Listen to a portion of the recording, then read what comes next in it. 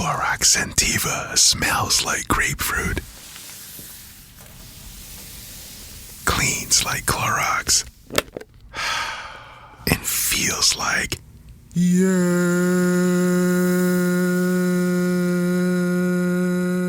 Okay, we could be here all day. Try Clorox Sentiva for a trusted clean with long-lasting freshness. Also available in lavender and coconut. Use as directed. This is The Roger Stone Show on 77 WABC. This is Roger Stone, and we're back. My guest now is Dr. Robert Epstein. He's a distinguished research psychologist, a former editor-in-chief of Psychology Today, the author of 15 books and more than 300 articles. He's also the founder and director emeritus of the Cambridge Center for Behavioral Studies and the founder of the American Institute for Behavioral Research and Technology. Dr. Epstein has emerged as a vocal critic of the power and influence of big tech companies, particularly Google, on our society and on our democracy. He's testified before Congress, and I think he's exposed how Google and other tech giants can manipulate millions of opinions and votes without people's awareness or consent. So joining me now to share his insights and his findings, I'm pleased to welcome Dr. Robert Epstein. Dr. Epstein, thank you for entering the Roger Stone Show today. It's my pleasure. Nice to meet you. So you've been studying the effects of Google and other tech companies on our behavior and our choices for many years. What motivated you to start this research, and what are some of the main things that you have discovered?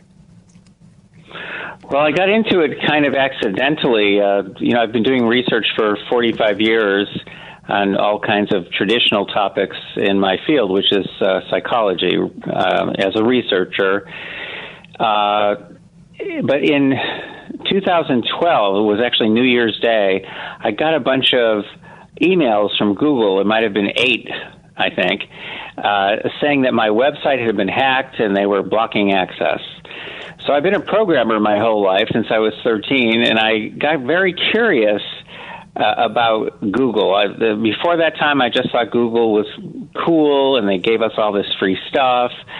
But at that point, I asked myself, wait a minute, who made Google the sheriff of the Internet? Why wasn't I getting a message from a government agency or some nonprofit organization? And then I got curious as a programmer about how they were blocking me, because it didn't make sense. They were blocking me on Google platforms, but I was also getting blocked on Safari, which is an Apple product. I was getting blocked on Firefox, which is owned by a nonprofit organization. I got curious. That's really how it started. And then I noticed some new research being done by business people, by marketers, looking at the power of search results to make sales. The value of, pushing yourself up one notch in those search results, and what that could mean, that could lead to a 30% increase in sales, just one little notch. And at some point I asked a question, well, if people value those high-ranking search results that much, could they be used to shift people's thinking or beliefs or opinions or votes? And then I just started doing my thing. This was more than 10 years ago. I started running controlled experiments, which is what researchers in my field do, to see whether I could randomly assign people to one group or another and shift their opinions about candidates and shift their voting preferences. I thought, that the power of the search result might shift opinions or votes by 2 or 3%. First experiment we ran, I got a shift of something like 43%. And I said, wow. And the point is, that was just a tiny beginning more than 10 years ago. But I've continued to do research, like this, discovering one technique after another that Google has available to shift people's thinking and behavior and votes, to indoctrinate children. And the more I've discovered over the years, the more concerned I've become. I can tell you, people have generally no idea what's going on. They don't understand the power that Google and some other companies have. They don't understand that democracy has been completely undermined. The free and fair election at this point is an illusion. And just to give you a couple numbers here to demonstrate this, unless we do something about it, and I know what to do, next year in the presidential election, Google alone will be able to shift between 6.4 and 25.5 million votes in the presidential election with no one knowing what they're doing. And again, unless we stop them without leaving any kind of paper trail, that's the power now that Google has. It's almost unbelievable, but unfortunately, it's also true. Yeah, I've had my own experience with Google. Of course, it's anecdotal, but I noticed in 2016 that when the Clinton administration put out a press release, it would end up in my mailbox. But when the Trump campaign put out a press release, it would end up in the spam file. And this was consistent. I also later learned that when an individual made a contribution to the StoneDefenseFund.com, and they did it by email, when I re-solicited them, when I asked for more assistance, even though I had made that white mail, I was told that it ended up in their spam file. So I felt it was completely manipulated. In your testimony to the Senate Judiciary Committee in July of 2019, you actually said that you thought Google's search algorithm could shift voting preferences of undecided voters by as much as 15%. That's extraordinary. Yes, well, right now it's somewhere between 4% rock bottom minimum in any election, up to maybe 16%. So that's an enormous number of votes, because there are a lot of undecided voters, especially months before an election. But you mentioned the shifting around those emails, diverting emails.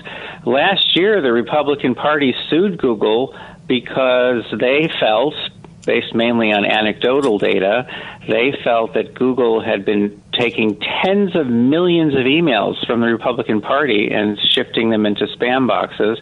They ran to court. The case got thrown out mainly for lack of data and lack of proof. The point is, I have figured out now how to get them, how to stop them, and we have stopped them in one case already, so we know this works. It all has to do with collecting the data, with looking over the shoulders of real users around the country. And by the way, we're doing that 24 hours a day now with more than 12,700 registered voters in all 50 states. We're basically looking over their shoulders with their permission, and we're collecting the real content that Google and other companies are sending them, and we're accumulating it, we're preserving it, we're archiving it, we're analyzing it. And we just went public with the first ever public dashboard showing what this content looks like. And you're seeing the bias, you're seeing the manipulations in real time. And this is at americasdigitalshield.org, Americas with an S, digitalshield.org. And basically we're building a digital shield to stop them from messing with our elections and from indoctrinating our children. This episode is brought to you by LinkedIn. Healthcare professionals can lead their careers with LinkedIn. Discover jobs by specialty, preferred shifts, and even desired salary. From mental health therapists to radiology technicians, it's now faster and easier for healthcare professionals to find the right fit. Learn more at linkedin.com/healthcare. Side effects may include faster job placement, improved work-life balance, and increased career satisfaction. Home means something different to everyone. But with Rocket Mortgage, home can mean even more. It can mean a college education, taming your high-interest debt, even a renovation. We've made it easier than ever to use your home equity.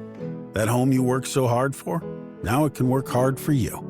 Call 800-4ROCKET or visit rocket.com to find out more. Rocket Mortgage, LLC, licensed in all 50 states, and MLSConsumerAccess.org, number 3030. This episode is brought to you by LifeLock. Not everyone is careful with your personal information, which might explain why there's a victim of identity theft every 5 seconds in the U.S. Fortunately, there's LifeLock. LifeLock monitors hundreds of millions of data points a second for threats to your identity. If your identity is stolen, a U.S.-based restoration specialist will fix it, guaranteed, or your money back. Save up to 40% your first year by visiting lifelock.com/podcast. Terms apply.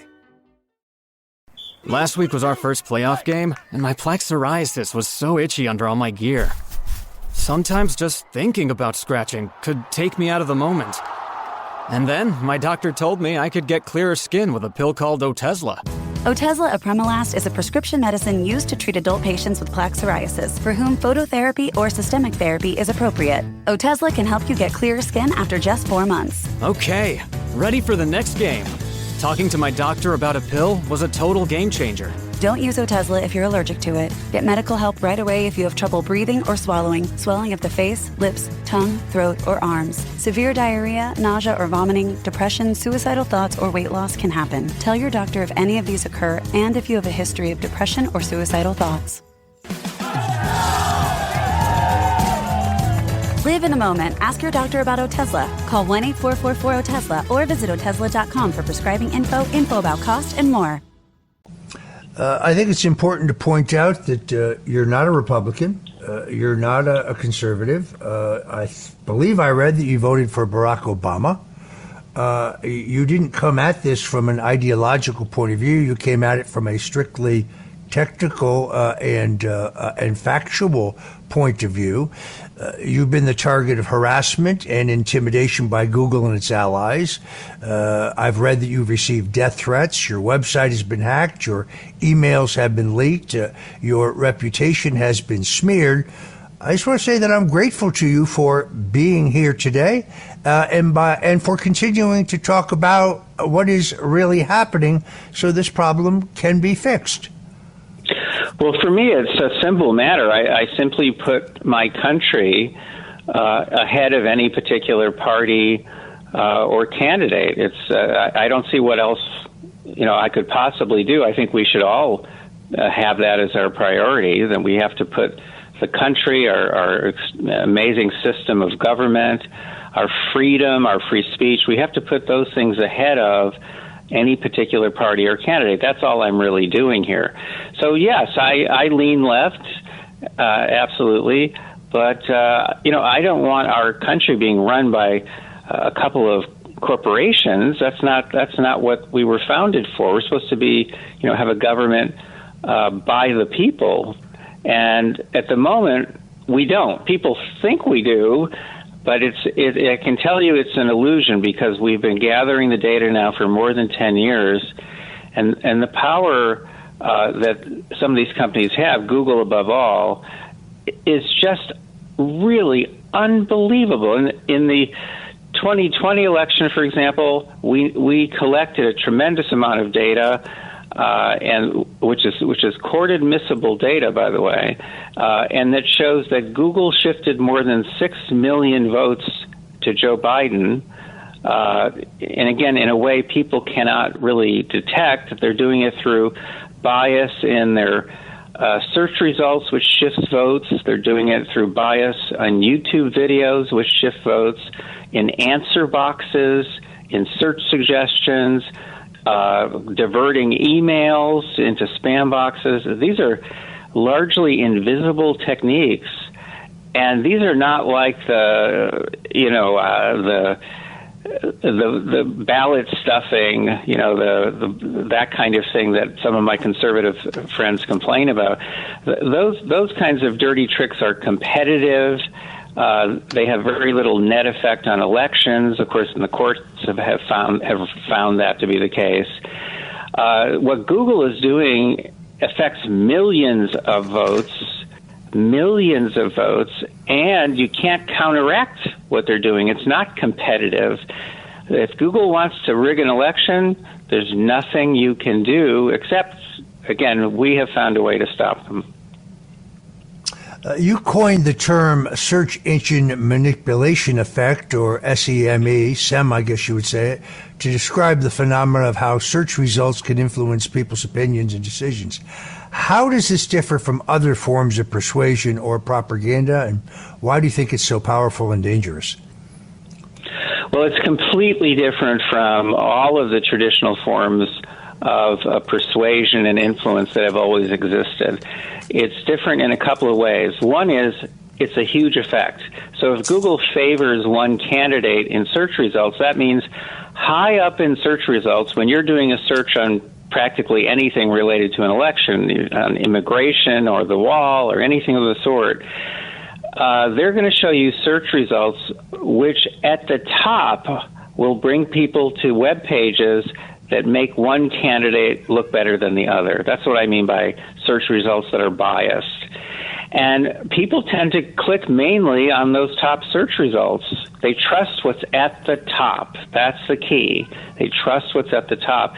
So if Google is putting their search results at the top that favor one candidate, then people who are on the fence, those are the people who are vulnerable. Those are the people they're after. People who are on the fence fall off, and they fall off in one direction only, the direction Google is pushing them. You can't see bias in search results, so this is a kind of manipulation that's invisible, so it's subliminal, okay? But the main reason why it's different from any other traditional kind of influence, like a TV commercial or a billboard, is that you can't counteract it.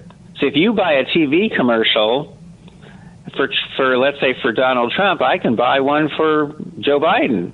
I could buy two, in fact. But if Google wants to support Joe Biden, there's nothing you can do because Google gets 92% of search around the world. The next most popular search engine gets about 2%. So you can't counteract them. So it's a completely unique kind of influence, largely invisible, and you can't counteract it. Boy, in this case, I'm really in trouble because you got to go to the 5th page when you do a Google search on Roger Stone, and then you'll find the first neutral story.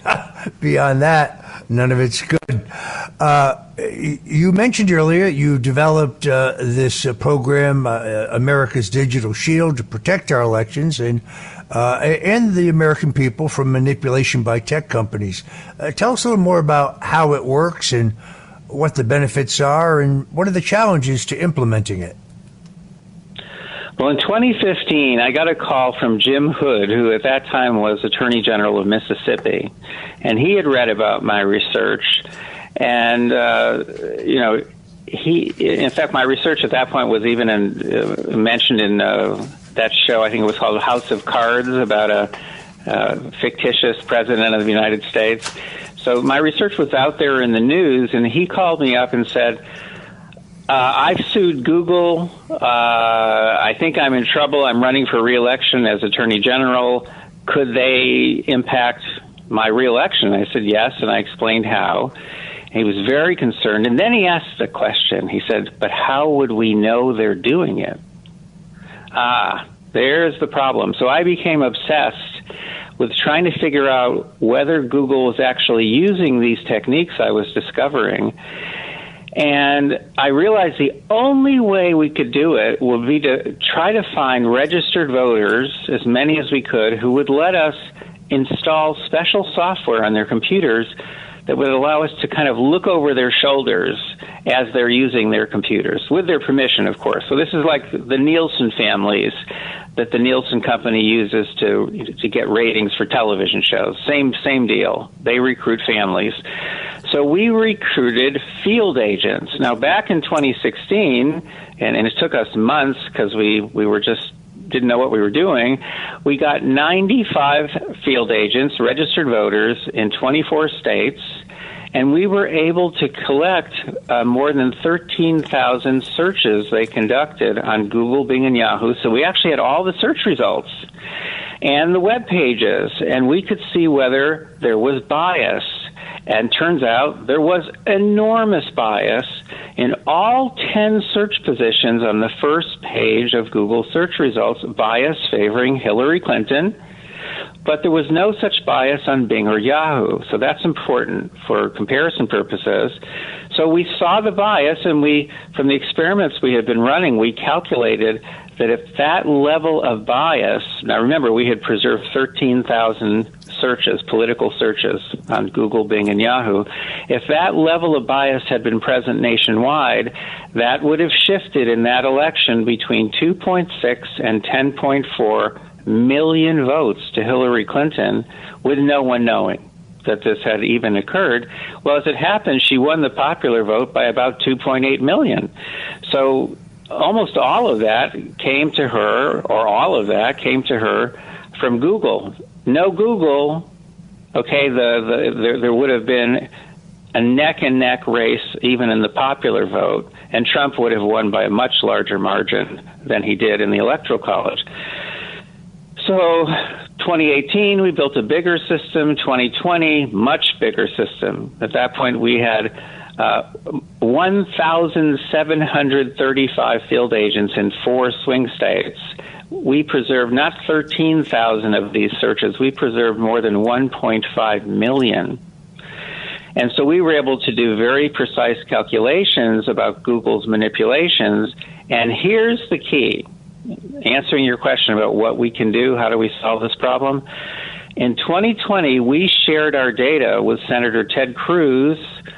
He and 2 other senators immediately sent a threatening letter to the CEO of Google. This was November 5th, 2020, 2 days after the election, saying, and it was 2 pages long. In fact, people can look at the letter. It said, letter to GoogleCEO.com. Letter to GoogleCEO.com. And basically, he and the other senators said, how do you account for Epstein's data? You say you don't manipulate elections. It looks like in fact, you are manipulating elections. And that same day, Google shut off all of its manipulations in Georgia, which was gearing up for 2, as you may recall, 2 Senate runoff elections. Google shut off all their manipulations. The bias in search results went to 0, which we had never seen. More importantly, they stopped sending out partisan go vote reminders. Now imagine that they're sending out go vote reminders all day long on their homepage, but they're sending them mainly or exclusively to Democrats. Okay, so that's an incredible manipulation that gets tens of thousands of people. In fact, nationwide, it can be hundreds of thousands of people to get off their sofas and go vote instead of staying home. So it shifts a lot of votes. It's by the way, it's also illegal. You've been a vocal advocate for the regulation of tech companies, the protection of our privacy and our freedoms. Yes. I'm a traditional conservative, so generally speaking, I don't like regulation, but at this point I recognize it's necessary. What are some of the policies and laws that you think are necessary or desirable to achieve these goals? Okay, so you're asking here a very good question. It's about law and regulation, and can that stop a company like Google? And unfortunately, the answer is no, and that even if you could stop them that way, our government is so dysfunctional, as you know better than I do. Our government is so dysfunctional that we're never going to pass those laws. We're never going to enact those regulations. And so we can't really count on our government, unfortunately, to step up and help us. I mean, right now, the government just rested its case in a huge antitrust case against Google. It's U.S. versus Google, which most people don't even know. They're not even aware that this big trial is taking place. But it's not going to make any difference no matter how the judge rules in that case. The EU has passed very strict laws trying to limit Google's power in Europe. It's made no difference at all. Absolutely none. Google, for the most part, ignores these kinds of actions, ignores the judgments, ignores the few laws that exist. The way to stop them is by making them accountable to the public, and that means large-scale permanent monitoring system in which we are presenting to the public, to parenting groups, to election integrity groups, massive amounts of data that they can use to bring to court, or they can use for just to apply pressure to these companies. So right now, if you go to americasdigitalshield.com, you will see real data. We just crossed over the 59 million mark. We've preserved more than 59 million of these experiences that Google calls ephemeral experiences, which they use to manipulate people. And if you go to americasdigitalshield.com, you can actually see what we're collecting in real time. You'll see the political bias. You'll see the elections that they have flipped. So that's how to do it, is to pressure them. Because when we pressured them in Georgia in 2020, they stopped. They stopped their manipulations. They have to stop. If you make them accountable, then they stop, because you've got the data. We have, at the moment, we have field agents in all 50 states. In 15 of those states, we have court-admissible data now. As our system gets bigger and bigger, we have more data that's court-admissible because we have representative samples. And so, we've spent $3 million so far building this amazing system. Now we need to expand it much farther, and we need to make it permanent. And when we do that, we can push these companies away from our elections and away from our kids. This episode is brought to you by Progressive Insurance. Do you ever find yourself playing the budgeting game? Well, with the Name Your Price tool from Progressive, you can find options that fit your budget and potentially lower your bills. Try it at Progressive.com. Progressive Casualty Insurance Company and Affiliates. Price and coverage match limited by state law. Not available in all states. At Arizona State University, we're bringing world-class education from our globally acclaimed faculty to you. Ranked #1 in innovation for 10 consecutive years and #2 among public universities for employability. ASU isn't just ahead of the curve. It's creating new paths to success. Earn your degree from the nation's most innovative university. Online. That's a degree better. Explore more than 300 undergraduate, graduate, and certificate programs at asuonline.asu.edu. So final big picture question here. I think what you're telling me is that you do believe that it's possible for America's next presidential election to be a free, fair, honest, transparent election as far as these misacts or misdeeds by the technology companies. Yes, I think we can do it, but we have to act fast. We have to take the system that we have built and implement it fully in all 50 states, because right now it's implemented partially in all 50 states. We have to build this up, and we have to advertise it. We have to inform the companies that they're being monitored, that their data are being collected and analyzed. And yes, we can stop it because we know we've stopped them before. So it can be done, but again, this is a big system. It's expensive to recruit these field agents. We have to approach 100 voters before one of them will sign on and let us use their computers, for monitoring purposes. By the way, we preserve the privacy of all of our people, unlike Google. When we transmit data, there's no identifying information. We protect people's privacy. We only look at data in aggregate, never look at individual data. So we can do it, but we need everyone's help. If people want to help, they can go to mygoogleresearch.com. That's mygoogleresearch.com. And we depend on America to help us, and we've just launched a nationwide campaign to sponsor a field agent. We only pay these field agents $25 a month. That's it. And we're looking for tens of thousands of Americans to sponsor field agents, because if you do the math, even though you're only paying them $25 a month, if you've got 10,000 of them, well, that's $250,000 a month. So the costs add up. So we definitely need a lot of help. And I think your listeners, your audience, those are the right people who really get this and how important this is. And I have to emphasize, by the way, if we don't do this, because forget law and regulation, it moves too slowly. It's not going to help us in time for next year's election. If we don't get the system fully built so we can monitor the primaries, so we can put pressure on these companies, so we can file lawsuits, if we don't do it, or if we shut the system down, we're sunk. We're absolutely sunk. It means that we have turned over our country to the tech companies. That's a dangerous prospect indeed. All right, Dr. Robert Epstein, you have been a visionary and a futurist. You have predicted and anticipated some of the trends and developments that are shaping our world, and particularly our elections.